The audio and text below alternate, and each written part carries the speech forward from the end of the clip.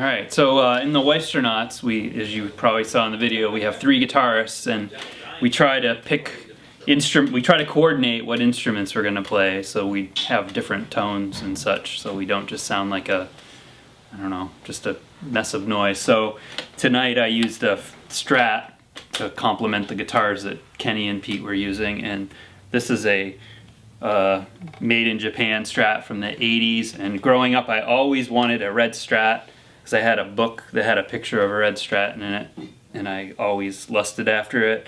And being a lefty, it's not always easy to find these things, but I found this one at a music store in Manchester, New Hampshire.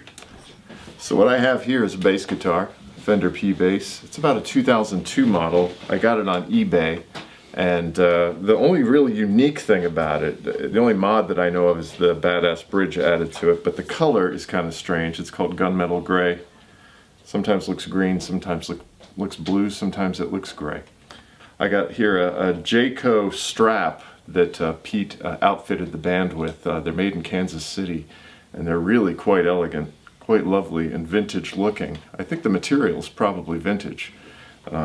And we could probably put up a website right up here on where you can do that. And then perhaps most impressive here is this B15 Ampeg amp, which is from the 1960s, owned by the great Mark Sandman of Morphine. It lives here at the studio, and it was an honor to be able to play through it here today.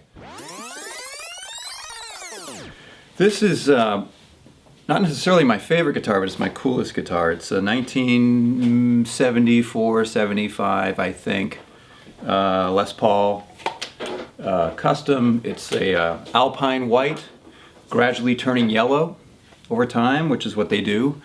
It's the Randy Rhoads guitar, for those of you who know who Randy Rhoads is.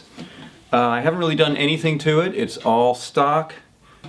This was bought at about the same time. It's a Premier B160 bass amplifier.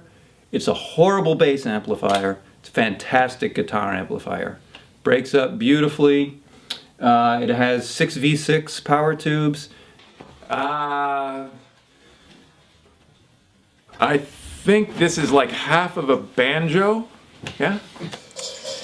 I didn't give this any thought, sorry. I don't have any. All right.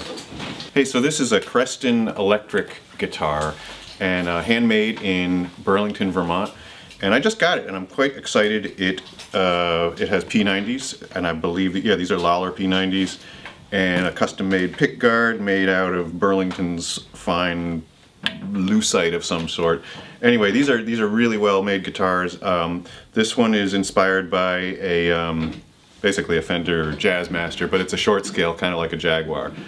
Here's what I've been using for maybe the past couple years with the Weisstronauts.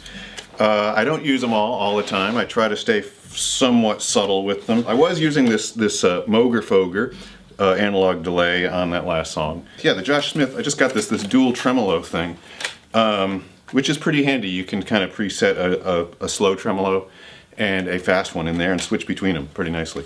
I would like to tell you about this amp. It's a Sonochord, and this is actually a prototype Sonochord made by Stephen Boudet in southern Massachusetts. He tells me that it is inspired by a Tweed Princeton. Thanks for listening. Yeah, thanks. That's good. Slow clap. Yeah.